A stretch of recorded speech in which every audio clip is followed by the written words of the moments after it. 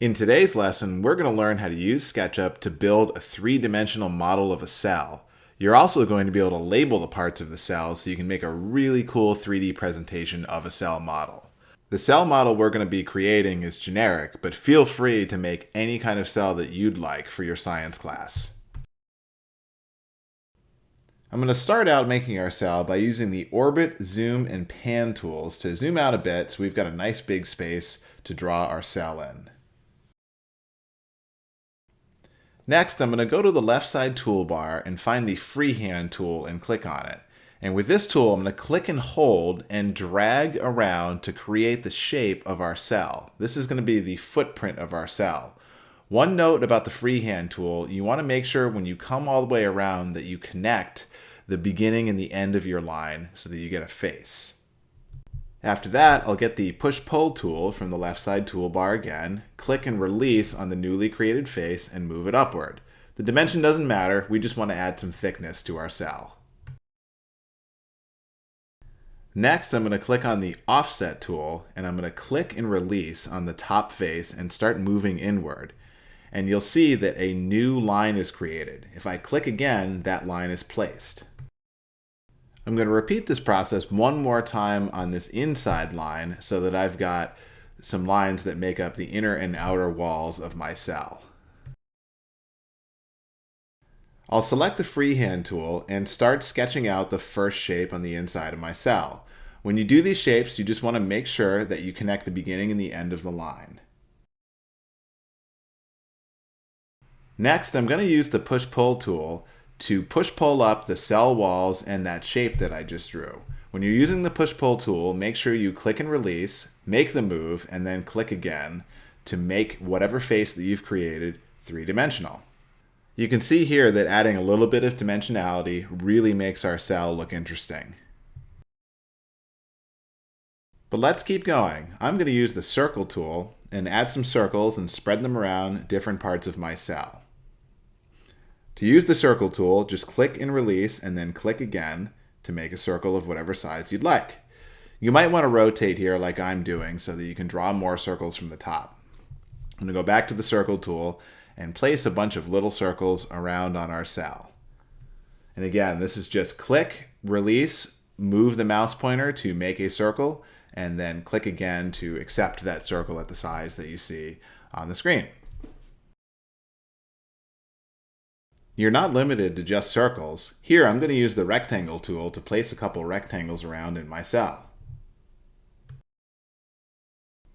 Drawing rectangles is very similar to drawing circles. Click once and release, and then click again to make a rectangle. You can also create a rotated rectangle by selecting this tool. This one is 3 clicks. Click once and click again to set the angle, then click a third time to make the rectangle. So now that you've got all the shapes in your cell, it's time to make them 3D. Select the push-pull tool and click and release on each face that you want to push up or pull down. Note that you can push things down into your cell like I'm doing here with these circles. I'm going to do the same thing for these other shapes that we've put in our cell. I'm going to pull them up so that they're 3D. Again, this is just taking the push-pull tool, clicking and releasing on each face, moving it in the direction you want, and then clicking again. Now it's time to add some color to our cell. In the left side toolbar, find and click on the Paint Bucket tool. When you do that, a panel on the right is going to slide out showing all the colors that you have access to. Here, I'm going to search for some colors and I'm going to paint the different parts of my cell colors so that they stand out. I'll take some green and click on each face here to make my cell wall a color. You can paint any face, any color you'd like, and it's simply selecting the color from the right side panel, and then in your model, clicking on each face that you want to paint.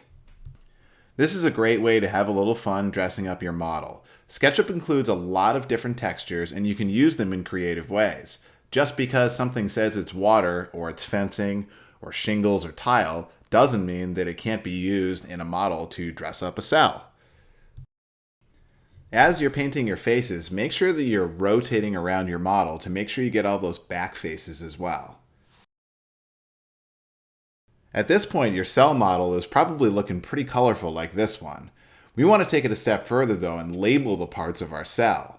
On the left side toolbar, underneath the tape measure tool, you can find the label tool. And if you click and release on each of your parts and then click again, you can delete the text that's in there and type in whatever label you want. And you can repeat this as many times as you want for as many parts in your cell as you want. What's interesting about these labels is that they're three-dimensional, so you can orbit and rotate your model around, and you'll see them hovering over your model in 3D. For the last step, we're going to create some scenes. Scenes are pre-recorded views in SketchUp that you can get back to by clicking on them. SketchUp will smoothly zoom in to whatever scene you have set. This can be great for doing a presentation in class. Instead of fumbling around with orbit and zoom, you can click on a preset scene and be smoothly zoomed into the pre-recorded view that you set up. To set up scenes in SketchUp, you need to open the Scene Manager, which is this button on the right side toolbar. When you click it, this panel will slide open. To create your first scene, orbit, zoom, and pan your model to get the view that you want on the screen. After you get the view set up, hit the plus mark. You'll see that that scene is recorded in the Scene Manager. You can click on the name of the scene and rename it if you'd like. Repeat this step for every view that you want. Here, I'm going to get a top view, so I'm going to use the Orbit tool and orbit around until I'm looking down on the top of my cell. I'll click that plus mark to add another scene, and I'll give it a name. I'm going to call this one Top View. I'll do one last view here where I zoom in on a particular part of the cell. I'll get that view all zoomed in, hit the plus mark on the Scene Manager, and there you go, I've got my detail view. I'll give this one a name, and I'll just call it Detail View. Now with these scenes all set up, I can smoothly transition from view to view without having to fuss with the orbit, pan, and zoom tools. Again, this is great if you're doing a presentation for class.